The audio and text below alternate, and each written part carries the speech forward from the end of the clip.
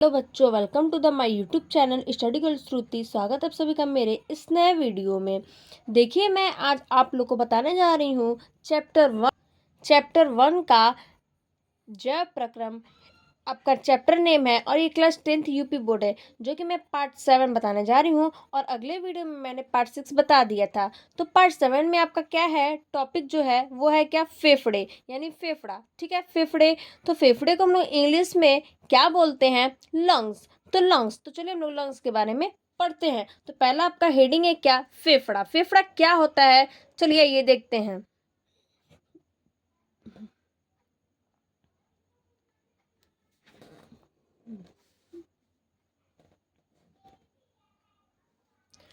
देखिए,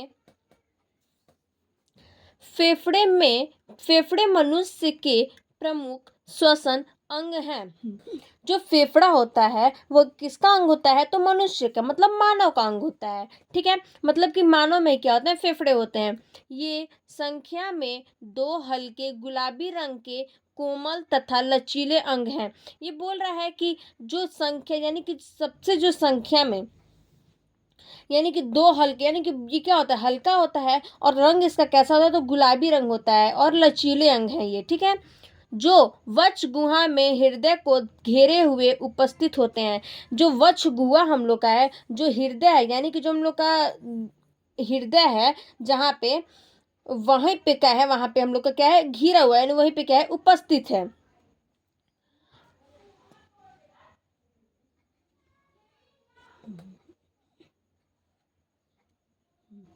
प्रत्येक दोहरी झिल्ली प्रत्येक फेफड़े के चारों ओर पतली तथा दूसरी झिल्ली जुड़ी होती है। तो ये बोल रहा है कि जो फेफड़ा है उसके जो चारों तरफ जो पतली झिल्लियां होती है वो क्या होती है, दूसरी झिल्ली से क्या होती है, जुड़ी होती है, जिसे फुसफुस आवरण आवरण कहते हैं, जिसको हम लोग क्या बोलते हैं, फुसफुस कहते हैं। फेफड़े जिस गुहा में पाए जाते हैं उसे फुसफुस गुहा कहते हैं। जो गुहा में ये फेफड़ा पाया जाता है उसको क्या हम लोग बोलते हैं, फुसफुस गुहा बोलते हैं। फिर बोल रहा है,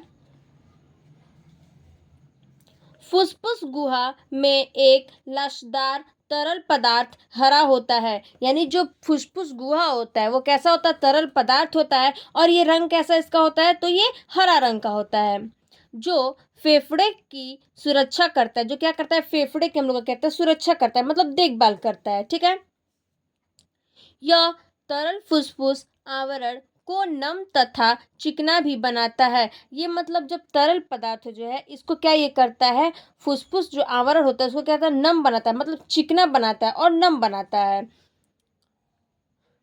जिसके कारण फुसफुस आवरण में घर्षण नहीं हो पाता है। जिसके कारण क्या होता है, फुसफुस में घर्षण नहीं हो पाता है। ठीक है,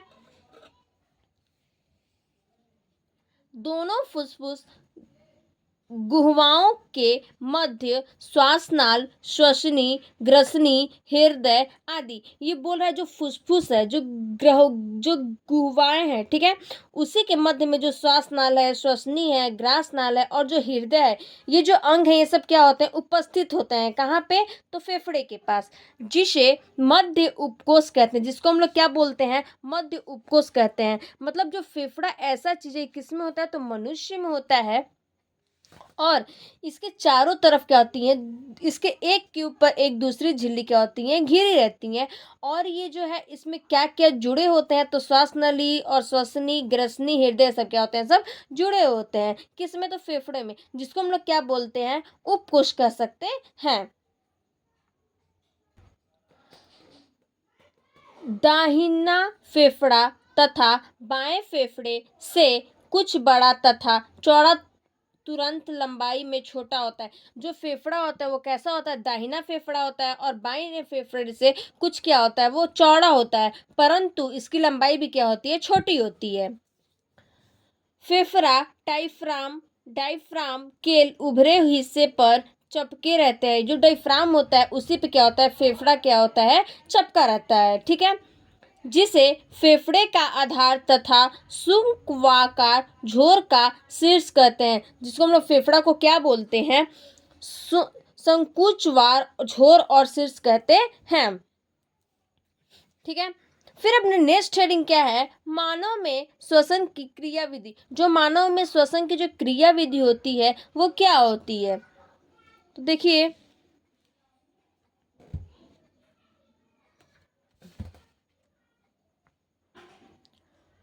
मानव में श्वसन प्रक्रिया को निम्नलिखित दो भागों में बांटा गया है। यानी जो मानव है, जो उसकी श्वसन क्रिया की जो विधि है वो कितने भागों में बांटा गया है, दो भागों में बांटा गया है। ठीक है, तो पहला क्या है आपका बाह्य श्वसन। बाह्य श्वसन क्या होता है, तो देखिए बाह्य श्वसन के लिए सभी कशेरुकी जंतुओं जैसे सरीसृप, पक्षी तथा स्तनी में बाह्य श्वसन अंग जैसे मेढक में त्वचा, मछलियों में गलफड़े, मनुष्य में फेफड़े आदि होते हैं। जो बाह्य श्वसन होता है वो क्या होता है, ये किसमें होता है, तो कशेरुकी जंतुओं में होता है। जैसे किसमें होता है, तो सरीसृप जो पक्षी यानी जो पक्षी होती हैं, जो बर्ड्स होती हैं, सरीसृप जो होती हैं उसमें होता है, तथा स्तनी में यानी उसकी बाह्य श्वसन अंग में। ठीक है, जैसे मेढक में त्वचा यानी जो मेढक में होता है क्या, त्वचा होता है।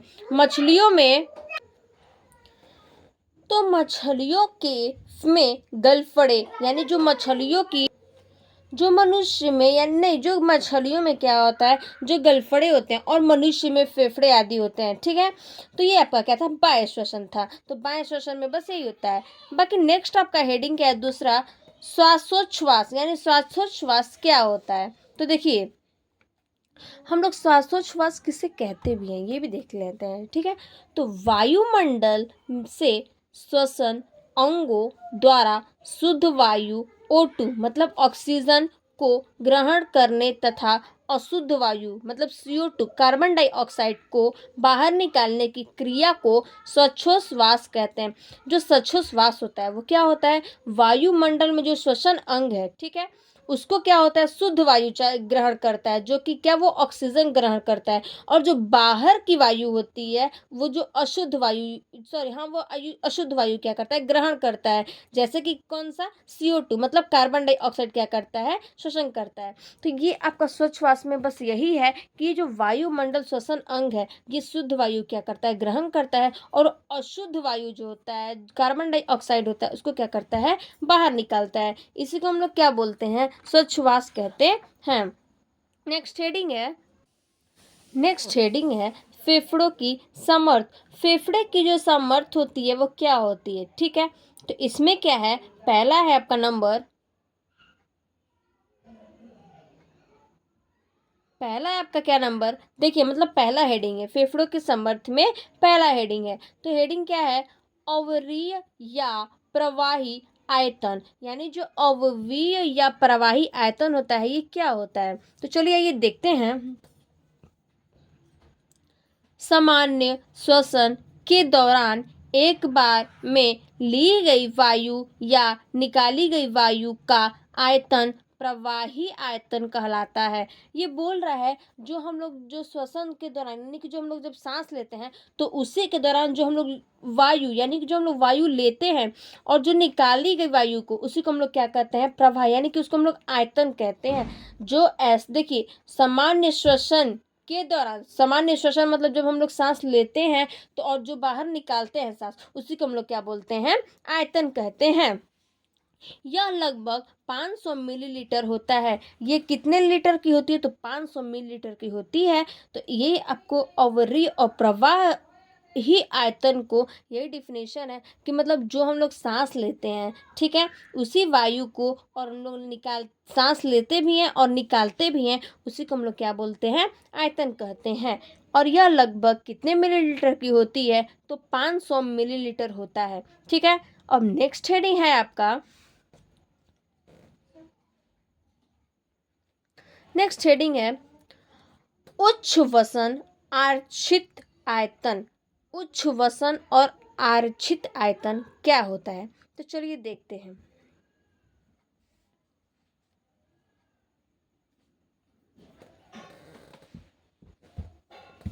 देखिए, उच्च वसन के बाद फेफड़ों में कुछ वायु रह जाते हैं, जो उच्च वसन होते हैं, ठीक है।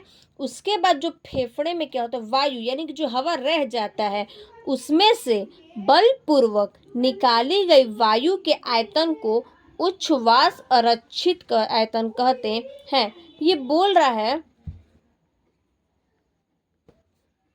जैसा कि ये देखिए बोल रहा है, जो उच्छ्वास होता है वो हम लोग क्या करते हैं, फेफड़े में जो वायु बच जाता है, मतलब जो हवा बच जाता है, ठीक है, उसी से बलपूर्वक यानी जितना भी हम लोग बल लगाते हैं उसी के पूर्वक क्या करता है, वो निकाली गई वायु के आयतन को क्या हम लोग बोलते हैं, उच्छ्वसन और आच्छादित आयतन कहते हैं, ठीक है।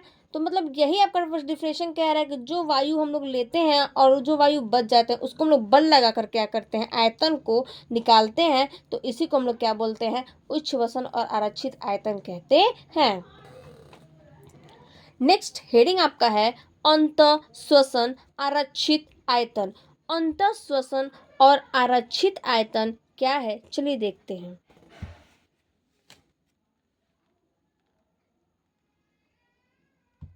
देखिए,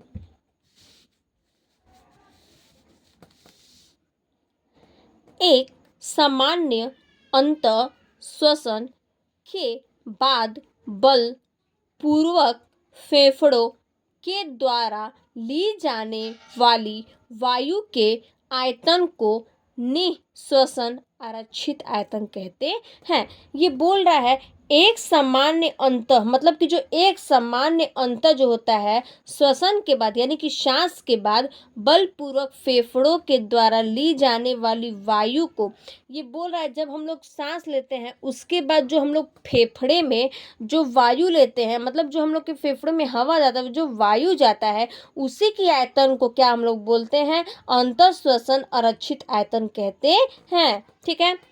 इसका आयतन लगभग तो 250 से 3000 तक होती है। मतलब कि बोल रहा है अढ़ाई, ये बोल रहा है कि जैसे जो इसकी आयतन होती है कितनी होती है, 2.5 से 3000 तक होती है, ठीक है। मतलब ये अंतःश्वसन आरक्षित यही बोलना चाहता है कि जैसे जो हम लोग सांस लेते हैं, ठीक है, वो जो फेफड़े में जाने की जो जाता है वायु, और जो क्या होता है उस वायु को हम लोग क्या बोलते हैं, जो फेफड़े में जाता है, ठीक है, जाने वाली वायु, तो उसी को हम लोग क्या कहते हैं, आयतन यानी कि निःश्वसन आरक्षित आयतन कहते हैं। और जिसका आयतन कितना होता है, 2500 से कितना होता है, 3000 तक होती है, ठीक। अब नेक्स्ट है आपका टॉप हेडिंग है क्रेब्स चक्र। क्रेब्स चक्र क्या होता है, देखिए,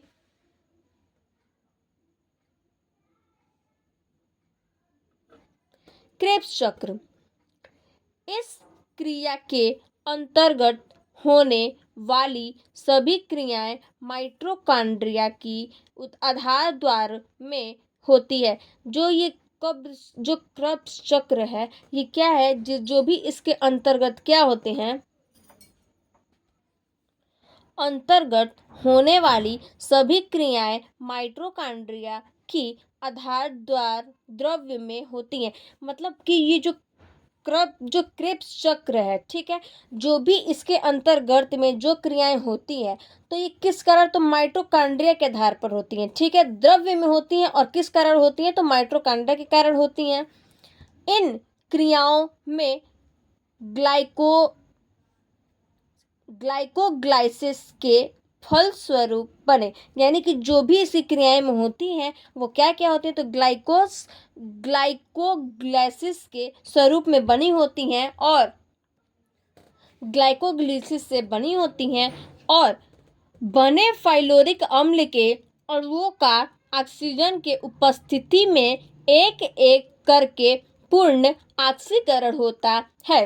ये बोल रहा है जो फाइलोरिक अम्ल है, ठीक है, उसी के जो अणु का ऑक्सीजन की उपस्थिति जो होती है वो एक एक करके क्या कहता है, ऑक्सीकरण होता है, ठीक। फाइलोरिक अम्ल के दोनों अणु क्रेब्स चक्र में प्रवेश करने से पहले फाइलोरिक अम्ल एसिटिल को एंजाइम यानी परिवर्तित हो जाता है।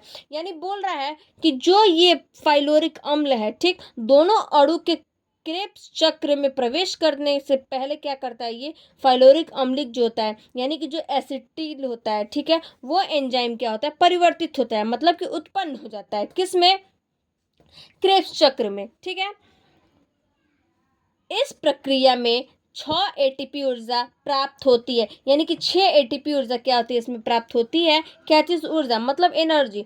तो क्रेब्स चक्र की ये है कि जो इसमें उपस्थित, यानी कि जो इसमें क्या करता है, जो फाइलोरिक अम्ल है, ये अणुओं के क्रेब्स चक्र के कारण फाइलोरिक अम्ल के एसिटिल को क्या करता है, एंजाइम को उपस्थित रहता है, यानी कि क्या होता है, परिवर्तित रहता है। और इसकी जो प्रक्रिया होती है, जितना इसकी ऊर्जा होती है, कितनी होती है, तो 6 एटीपी क्या होता है, प्राप्त होता है, ठीक है।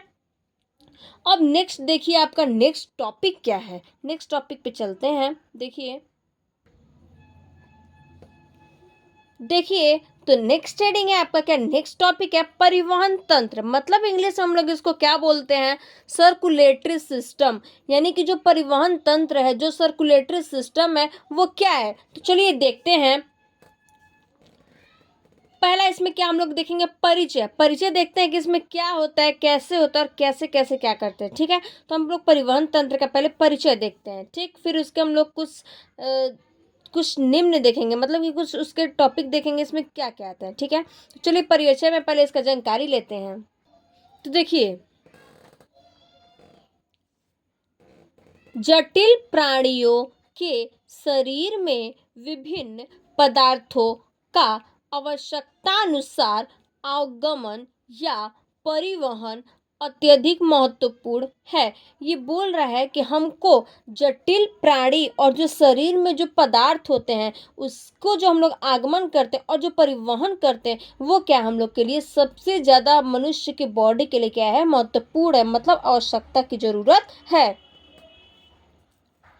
और इसे सफलतापूर्वक संपन्न करने के लिए शरीर में एक विशेष तंत्र उपस्थित होता है। और इसमें जो सफलता, यानी कि जो इसमें सफल हो जाए, उसी को हमको अपने बॉडी में क्या करता है, उसी तंत्र को क्या करना चाहिए, उपस्थित होता है। यानी कि जो हमको, जो चीज़ से हमको सफलता मिलती है, उसी में से हम एक विशेष तंत्र है, क्या करता है, वो उपस्थित होता है, ठीक है, जिसे परिसंचरण तंत्र कहते हैं। जो उपस्थित होता है उसी हम लोग तंत्र को क्या बोलते हैं, तो परिसंचरण तंत्र बोलते हैं।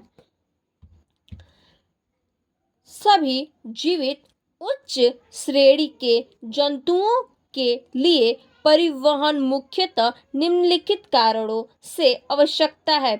यानी बोल रहा है कि जो भी, मतलब ये परिसंचरण तंत्र में जितनी भी जो श्रेणियां आती हैं, जितनी भी जो परिवहन होती हैं, उसके क्या है, निम्नलिखित आवश्यकता, यानी कि कुछ कारण है जो निम्न है। चलिए उसको हम लोग, उस कारण को क्या करते हैं, पढ़ते हैं, ठीक है। तो देखिए पहला इसमें क्या है, कारण में पहला आपका है,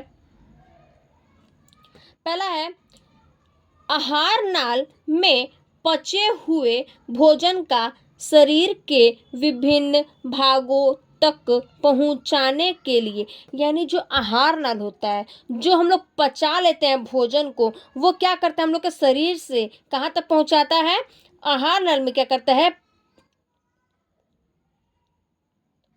यानी कि हम लोग विभिन्न भागों, मतलब लास्ट जो भाग हम लोग का था, क्या करता है, वहां तक पहुंचाने के लिए काम करता है। कौन, तो आहार नल। मतलब कि जो आहार नल होता है, हम लोग को पचे हुए भोजन को क्या करता है, अपने विभिन्न भागों, यानी कि जो भी उसका जहां भाग होता है, वहां तक क्या करता है, आहार नल ये पहुंचाने के लिए काम करता है।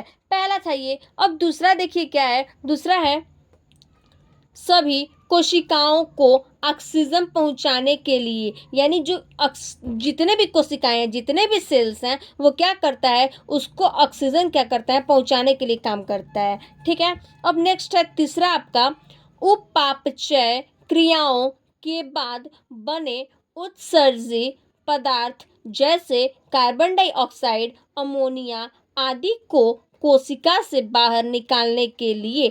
मतलब जो जो भी हम लोग उत्सर्जित पदार्थ है, जितना भी हम लोग उपापचय, यानी कि जितना भी हम लोग उपापचय क्रियाएं जितने भी होते हैं, ठीक है, यानी कि जो हम लोग मतलब जो नहीं पचता है, जितने भी होते हैं, उसके बाद जो उत्सर्जित पदार्थ होता है, वो क्या करता है, कार्बन डाइऑक्साइड, जो अमोनिया, ठीक है, कार्बन डाइऑक्साइड जैसे होता है और जैसे में अमोनिया, ठीक, उसी कोशिकाओं से क्या करता है, ये बाहर निकलता है।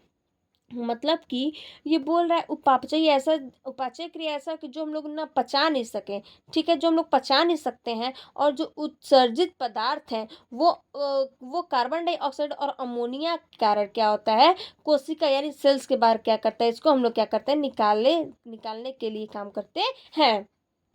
तो ये क्या करता है, कोशिका को बाहर निकालता है। ठीक है, अब नेक्स्ट देखिए हेडिंग क्या है। नेक्स्ट देखिए, तो नेक्स्ट आपका हेडिंग है क्या, प्रकार, यानी कि परिसंचरण तंत्र के क्या है, प्रकार है। तो प्रकार में पहला हेडिंग है आपका खुला परिसंचरण तंत्र, यानी कि हम लोग खुला परिसंचरण तंत्र के बारे में पढ़ेंगे।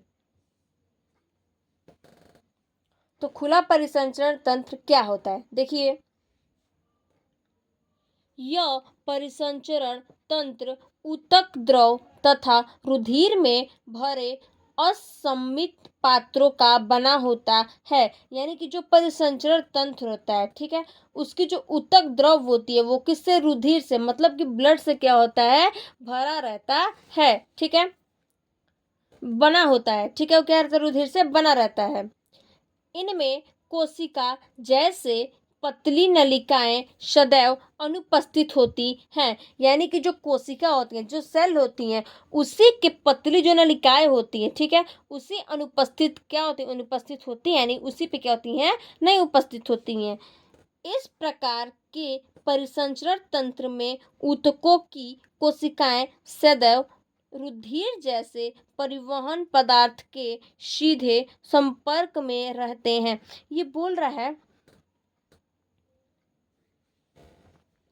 जो परिसंचरण तंत्र होता है, ठीक है, उसी के जो ऊतक कोशिकाएं होती हैं, उसी के सदैव से, यानी उसी से क्या होता है, जो रुधिर है उसी वो क्या करता है, परिवहन पदार्थ को सीधे कहाँ लेके जाते हैं, संपर्क में रहते हैं। यानी वो लोग सब क्या करते हैं, अपने संपर्क में ही रहते हैं। मतलब जो खुला परिसंचरण तंत्र होता है वो क्या होता है, जो रुधिर से क्या होता है, भरे हुए असममित बना रहता है और वो अनुपस्थित होती है। इस प्रकार जो परिसंचरण तंत्र में ऊतकों की जो कोशिकाएं होती हैं वो रुधिर से क्या होता है, परिवहन पदार्थ से क्या होता है, संपर्क में रहता है, मतलब जुड़ा रहता है। ठीक है, जैसे उदाहरण में क्या है, जैसे देखिए हम लोग उदाहरण में क्या क्या ले लेते हैं, उदाहरण में जैसे में है सूक्ष्म जीव, ठीक है, और कीट इत्यादि। यानी कि जो सूक्ष्म जीव होते हैं वो हो गया खुला परिसंचरण तंत्र, मतलब कि जो ये क्या है, सूक्ष्म जीव और जो कीट होता है। ठीक है, अब नेक्स्ट है आपका हेडिंग बंद परिसंचरण तंत्र। हम लोग खुला परिसंचरण तंत्र पढ़ लिए, अब नेक्स्ट हेडिंग क्या है, बंद परिसंचरण तंत्र। यानी कि बंद परिसंचरण तंत्र क्या होता है, चलिए देखते हैं। बंद परिसंचरण तंत्र, इस परिसंचरण तंत्र में रुधिर सदैव निश्चित वाहिनियों में बहता है। यानी कि जो ये परिसंचरण तंत्र होता है रुधिर में, वो क्या होता है, जो निश्चित वाहिनियां होती हैं, क्या होता है, उसी में बहता है तथा शरीर के ऊतकों के साथ सीधे संपर्क में कभी नहीं आता है। जो शरीर के हम लोग ऊतक होती हैं, मतलब कि जो शरीर में होती हैं, उसी के साथ ये क्या करता है, संपर्क में, यानी कि कभी उससे क्या करता है, जुड़ता वो नहीं है, यानी कभी उसके संपर्क में नहीं रहता है। शारीरिक ऊतकों में रुधिर पहुंचाने का सबसे उपयुक्त तरीका है। ये बोल रहा है कि जो ये शारीरिक ऊतक होती हैं, ठीक है, उसको हमको रुधिर तक, यानी कि हमको ब्लड तक पहुंचाने का क्या करता है, सबसे अतिरिक्त तरीका होता है। जैसे उदाहरण में देख लीजिए, बंद परिसंचरण में जैसे कि क्या है, जिसमें ऊतक की होती, शारीरिक ऊतक में, तो देखिए जैसे एग्जाम्पल में है आपका, जैसे में केचुआ, खरगोश, मनुष्य आदि। यानी केचुआ हुआ, खरगोश और मनुष्य, ये सब क्या है, बंद परिसंचरण तंत्र में आते हैं। ठीक है, अब नेक्स्ट है रुधिर, यानी ब्लड। रुधिर क्या है, तो देखिए, रुधिर एक तरल संयोजनी ऊतक है। जो रुधिर है वो क्या है, एक संयोजनी ऊतक है जिसकी उत्पत्ति भ्रूण के मध्य, जिसकी उत्पत्ति क्या होती है, भ्रूण के तंत्र जनन स्तर से होती है। जो क्या करती है, जनन स्तर से ये होती है। यह जल से कुछ भारी, जैसे कि घनत्व, यानी कि जल से क्या होता है, भारी होता है, जो कि इसकी घनत्व कितनी होती है, तो देखिए 1.04 से 1.07 तक होती है। और यह चिपचिपा स्वाद में नमकीन, हल्का क्षारीय, यानी कि ये स्वाद में कैसा होता है, चिपचिप नहीं, ये कैसा रहता है, चिपचिपा होता है, और स्वाद में कैसा रहता है, नमकीन हल्का रहता है। ठीक है, क्षारीय, क्षारीय कितना, तो पीएच होता है इसका कितना, 7.3 से 7.5 तक का क्या होता है, अपारदर्शी पदार्थ है। यानी कि क्या होता है, ये सब क्षारीय में क्या, ये अपारदर्शी पदार्थ है।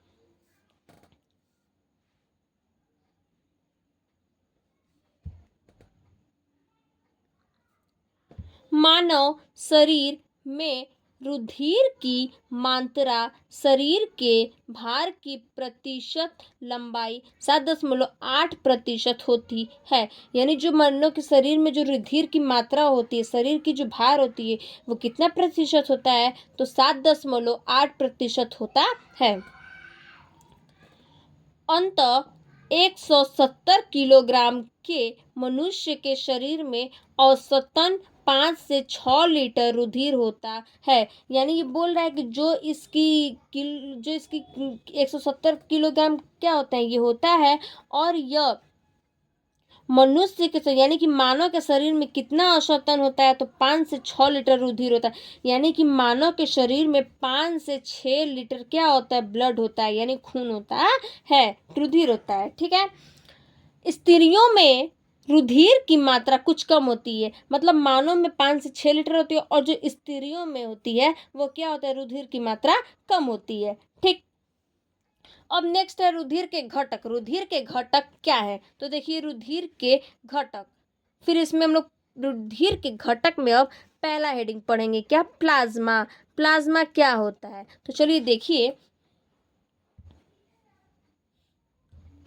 यह रुधिर का लगभग 55% भाग बनाता है। जो प्लाज्मा होता है, और वो जो प्लाज्मा क्या होता है, तो जो रुधिर होता है वो क्या करता है, 55% भाग क्या करता है, बनाता है। ठीक, जिसमें 90% जल तथा 10% जटिल कार्बनिक तथा अकार्बनिक पदार्थ होते हैं। मतलब इसमें कि 90% जो जल होता है, और जो 10% जटिल कार्बनिक होता है, ठीक है, वो क्या करता है, अकार्बनिक पदार्थ क्या होते इसमें होते हैं।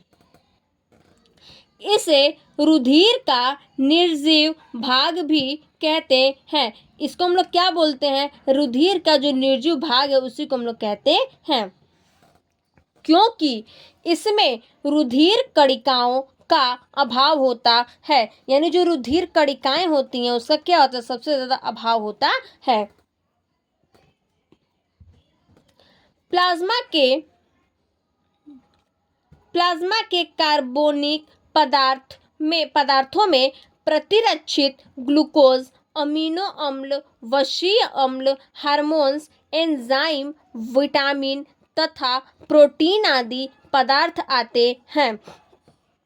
जो प्लाज्मा है, ठीक है, प्लाज्मा के जो कार्बनिक पदार्थ होती हैं उसी में ये प्रतिरक्षित ग्लूकोज होती हैं, और इसमें जो अमीनो अम्ल है, ठीक, और ये वसीय अम्ल है, ये क्या करता है, जो हार्मोन्स, एंजाइम है, ये क्या करता है, विटामिन को और प्रोटीन को क्या करता है, पदार्थ आते हैं। यानी कि जितने भी ये विटामिन है, प्रोटीन और जो हार्मोन्स और जो एंजाइम है, ये क्या करते हैं, सारे आते हैं किसमें, तो प्लाज्मा में। ठीक है, तो प्लाज्मा क्या है, एक कार्बनिक पदार्थ है। ठीक, और ये ग्लूकोज अमीनो अम्ल में क्या है, वसीय है, और इसमें एंजाइम, प्रोटीन, विटामिन क्या होते हैं, सारे पदार्थ इसमें आते हैं।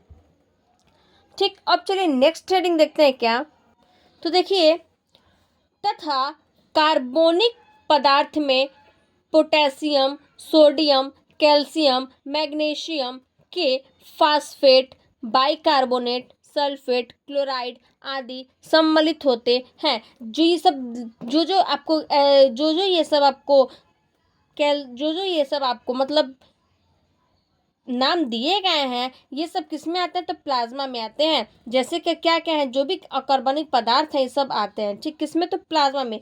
जैसे क्या है, ये जो पोटेशियम, सोडियम हो गया, कैल्शियम हो गया, मैग्नीशियम और फास्फोट हो गया, बाइकार्बोनेट, सल्फेट का क्लोराइड, ये क्या करते हैं, सब एक ही में क्या करते हैं, मिले रहते हैं, मतलब सम्मिलित रहते हैं। ठीक है। नेक्स्ट हेडिंग है क्या, रुधिर कणिकाएं, यानी रुधिर कणिकाएं क्या होती हैं। तो देखिए, रुधिर कणिकाएं किसे कहते हैं। ये रुधिर का लंबाई 45% भाग बनाता है। ये रुधिर का लंबाई 45% भाग, यानी कि ये जो रुधिर होता है इसका कितना परसेंट भाग, तो 45% भाग क्या करता है, बनाता है।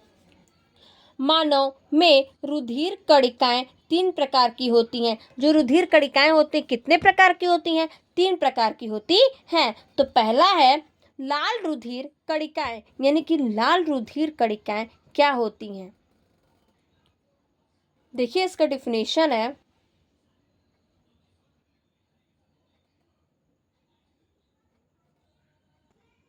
देखिए मानव शरीर में इनकी मात्रा सबसे अधिक लगभग 45 से 55 लाख प्रति घन मिलीमीटर होता है। ये जो मानव रुधिर होता है उसमें सबसे अधिक मात्रा कितनी होती है, 45 से 55 लाख की घन होती है, और इसका कितना मिलीमीटर होता है। ठीक।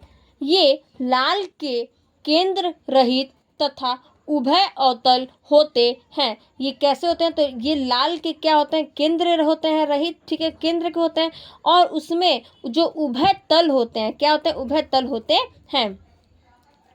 हीमोग्लोबिन के कारण इनका रंग लाल होता है। जो हीमोग्लोबिन होता है उसी के कारण इसका रंग क्या होता है, लाल होता है। इनका जीवन काल 120 दिन का होता है। जो इनका काल, इनके जो जीवन काल होते हैं कितने होते हैं, 120 दिन होते हैं। तथा ये ऑक्सीजन के परिवहन का कार्य करता है। ये सिर्फ क्या करता है, जो लाल रुधिर है क्या करता है, 120 दिन का क्या होता है, जीवन होता है, और इसमें क्या होता है, सिर्फ ऑक्सीजन का ही क्या करता है, परिवहन करता है, मतलब सिर्फ ऑक्सीजन का इसमें कार्य करता है। ठीक है। नेक्स्ट हेडिंग है दूसरा आपका, श्वेत रुधिर कणिकाएं। श्वेत रुधिर कणिकाएं क्या होती हैं।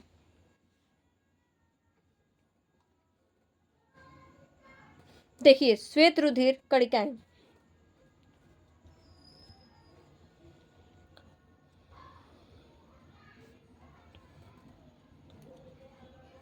ये लाल रुधिर कणिकाओं से बड़ी संख्या में कम, मतलब जो ये लाल रुधिर जो कणिकाएं होती हैं ये बड़ी संख्या में क्या होती हैं, कम होती हैं, और 500 से 1000 मीटर घन मिलीमीटर होता है। और ये जो क्या होता है, जो इसकी बड़ी संख्या होती है ये कम से कम कितनी होती है, 500 से 1000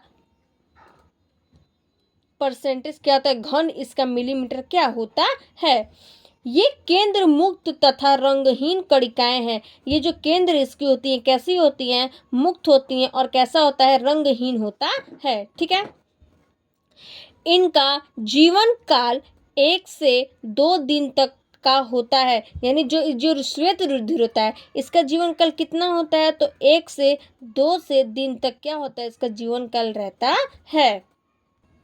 तो देखिए तीसरा क्या है आपका, रुधिर प्लेटलेट्स। रुधिर प्लेटलेट्स क्या होता है, देखिए ये केवल स्तनधारियों के रुधिर में पाई जाती है। ये किस में पाई जाती है, सिर्फ स्तनधारियों के रुधिर में क्या होता है, पाई जाती है। ये कुल श्वेत रुधिर कणिकाओं की मात्रा से बहुत ज़्यादा संख्या में होती है। ये केवल किस में होता है, तो स्तनधारी में होता है। और ये क्या, देखिए जो कुल श्वेत रुधिर कणिकाएं की मात्रा से बहुत ज़्यादा संख्या में होती है, यानी जो इसकी रुधिर कणिकाएं होती है सबसे ज़्यादा क्या होता है, मात्रा में होता है, यानी सबसे बड़ी संख्या में होती है। इनकी संख्या कितनी होती है, तो इनकी संख्या 2 से 5 लाख प्रतिशत क्यूबिक होती है। इनका जो संख्या होता है 2 से 5 लाख प्रतिशत होता है। ये केंद्रक रहित घोल या अंडाकार होती है। ये केंद्रक रहित होती है और कैसा होता है, तो घोल होता है, यानी गोल होता है और अंडाकार आकार का होता है। ये चोट लगने पर रुधिर का थक्का जमने की क्रिया में सहायक होते हैं। यानी जो ये रुधिर प्लेटलेट्स है, जब चोट लग जाता है, कट फिट जाता है, तो वहाँ क्या होता है, जो रुधिर का थक्का बन जाता है उसी में क्या करता है, हेल्प करता है, मतलब कि ये सहायक करता है, उसमें बहुत ज़्यादा क्या करता है, ये थकना जो थक्का जमने की जो क्रिया होती है उसमें क्या करता है, सबसे ज़्यादा ये रुधिर प्लेटलेट्स काम करता है। ठीक है, अब नेक्स्ट देखते हैं रुधिर के कार्य, यानी रुधिर के कार्य क्या है। तो देखिए रुधिर के कार्य में पहला हेडिंग है ऑक्सीजन का परिवहन। ऑक्सीजन का परिवहन क्या होता है, तो चलिए देखिए, रुधिर ऑक्सीजन के परिवहन का मुख्य साधन है। जो रुधिर है, ऑक्सीजन के जो परिवहन है उसका क्या है, मुख्य साधन क्या है।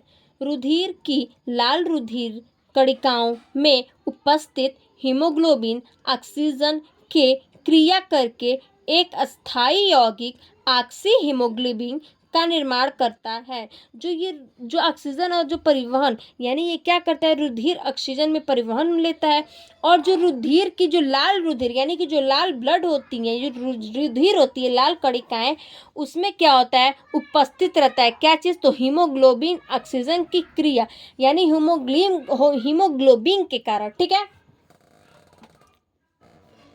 एक अस्थायी यौगिक ऑक्सी हीमोग्लोबिन का निर्माण, यानी ये क्या करता है, एक अस्थायी, और ये किसका निर्माण करता है, तो ऑक्सी हीमोग्लोबिन का क्या करता है, ये निर्माण करता है, जो ऊतक में पहुंचकर ऑक्सीजन और हीमोग्लोबिन में विखंडित हो जाते हैं। यानी जो ये क्या करता है, ऊतक में पहुंचता है और ऑक्सीजन को और हीमोग्लोबिन को क्या करता है, विखंडित हो जाता है, यानी कि क्या करता है, बट जाता है, वो बिखर जाता है, तथा मुक्त ऑक्सीजन ऊतक के द्वारा ग्रहण कर ली जाती है। जो ये ऑक्सीजन होता है उसमें क्या होता है, जो ऊतक होता है वो क्या करता है, उसमें ग्रहण कर लेता है।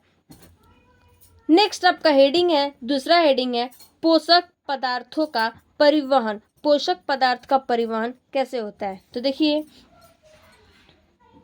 दूसरा हेडिंग है आपका, तो दूसरा हेडिंग है पोषक पदार्थों का परिवहन, यानी कि जो पोषक पदार्थ होते हैं उसका परिवहन कैसे होता है।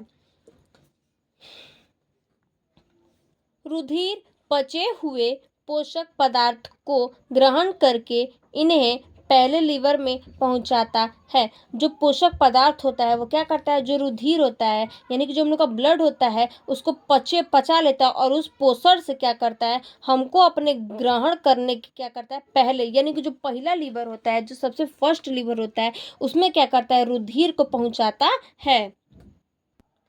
फिर आवश्यकता अनुसार पूरे शरीर में इनकी आपूर्ति करता है। फिर वो जब रुधिर को पहुंचा लेता है पहले लीवर में, फिर उसके बाद ये क्या करता है, अपने पूरे शरीर की आपूर्ति क्या करता है, इनको करता है, यानी पूरे शरीर को क्या करता है, देख रेख करता है।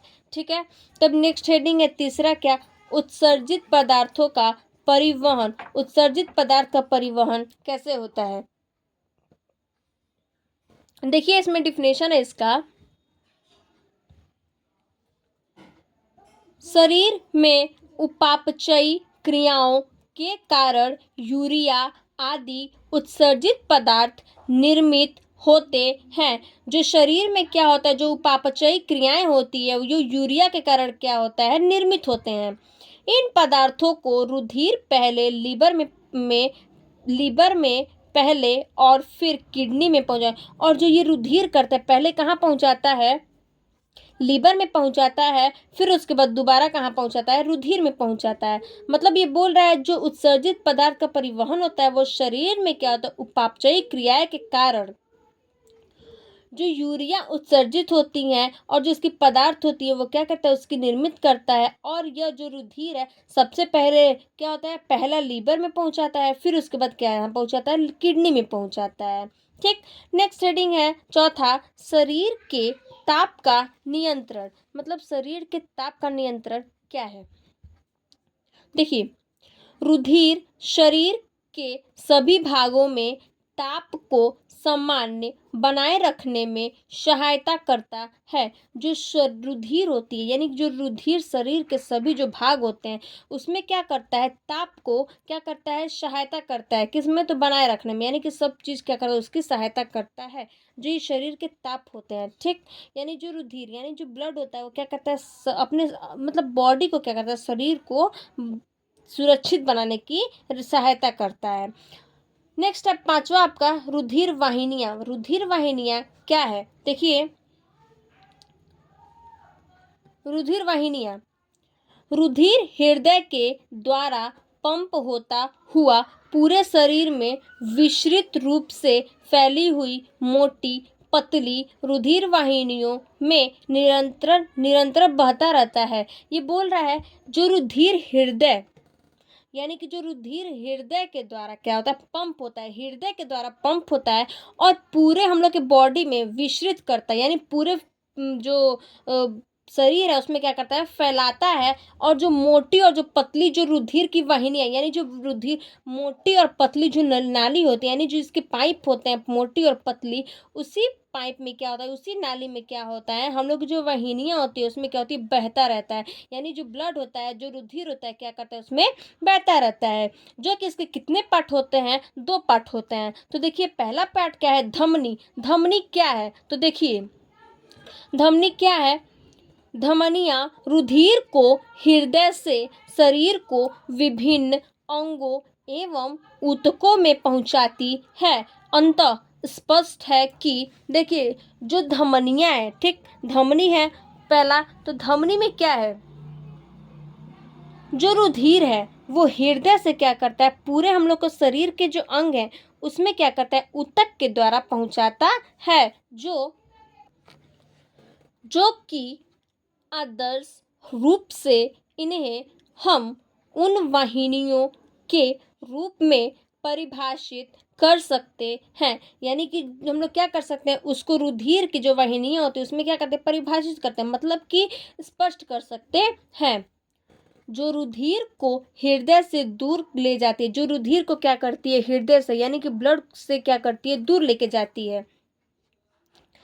इनमें मुख्यतः ऑक्सीजन युक्त रुधिर पाया जाता है। इसमें क्या क्या पाया जाता है, तो ऑक्सीजन जो युक्त होता है, यानी जो ऑक्सीजन होता है, रुधिर होता है, उसमें क्या आता है, इसमें पाया जाता है। केवल फुसफुस महाधमनी इसका उपवाद है। जो सिर्फ क्या है, इसका जो फुसफुस यानी जो फुसफुस होता है, क्या होता है, सिर्फ इसका महाधमनी क्या आता है, इसका उपवाद होता है। क्योंकि ये हृदय से अशुद्ध हृदय को शुद्धिकरण के फेफड़े में ले जाती है। जो ये सिर्फ क्या करता है, हृदय से शुद्ध अशुद्ध करके, और हृदय को शुद्धिकरण करने के लिए कहाँ लेके जाता है, फेफड़े में। मतलब कि हृदय से लेके जाता है, मतलब हृदय से अशुद्ध करके, और फिर ये कहाँ लेके जाता है, फेफड़े में शुद्ध करने के लिए लेके जाता है। ठीक है, तो आपका फिर से नेक्स्ट हेडिंग है सीरा। लास्ट हेडिंग है आपका सीरा। सीरा क्या है, देखिए सीरा क्या है,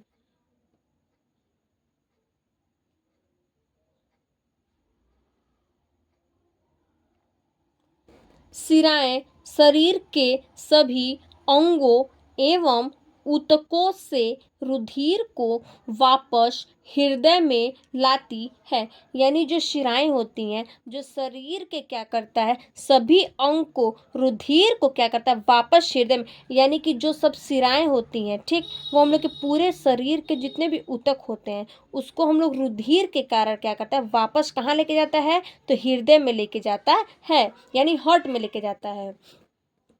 अतः आदर्श रूप से इन्हें हम उन वाहिनियों के रूप में परिभाषित कर सकते हैं। यानी बोल रहा है कि जब ये क्या करता है, हृदय में लेकर तो जाता है, फिर उसके बाद ये क्या करता है, जो इसकी आदर्श रूप से जो इन्हें हम इसकी जो वाहिनियां हैं उसी के रूप में जब हम लोग परिभाषित करते हैं, तो क्या, जो रुधिर को हृदय में लाती है। अब क्या करता है, ये फिर रुधिर से हृदय में लाता है। देखिए ये क्या करता है, रुधिर को वापस कहाँ लेके जाता है, तो हृदय में लेके जाता है, और फिर क्या करता है, फेफड़े में लेके जाता है अशुद्ध शुद्ध के लिए, और अशुद्ध होकर हृदय में जाता है। ठीक है। और फिर यहाँ बोल रहा है कि जो रुधिर को हृदय में लाती है, यानी कि रुधिर को क्या करती है, हृदय में लाती है, इनमें CO2 युक्त अशुद्ध रुधिर होता है। यानी कि ये रुधिर को क्या करता है, हृदय में जब लेके आता है तो वहाँ पे ये कार्बन डाइऑक्साइड का क्या करता है, अशुद्ध रुधिर क्या होता है, यानी कि जो ब्लड होता है, जो हम लोग का रुधिर होता है, क्या होता है, ये जब हृदय में लेकर आता है तो ये क्या हो जाता है, अशुद्ध हो जाता है। और जब फेफड़े में क्या करने के लिए लेके जाता था, तो शुद्ध करने के लिए। और जब हृदय में लेके आता है तो क्या होता है, अशुद्ध हो जाता है। किस कारण, तो CO2 के युक्त में, मतलब कि ये कार्बन डाइऑक्साइड के कारण क्या होता है, ये अशुद्ध हो जाता है। ठीक है। तब तक के लिए नेक्स्ट हम लोग पार्ट में क्या पढ़ेंगे, हृदय, हृदय के कार्य पढ़ेंगे और हृदय पढ़ेंगे। तब तक के लिए धन्यवाद। फिर अब चलते हैं हम लोग नेक्स्ट वीडियो में। तब तक धन्यवाद।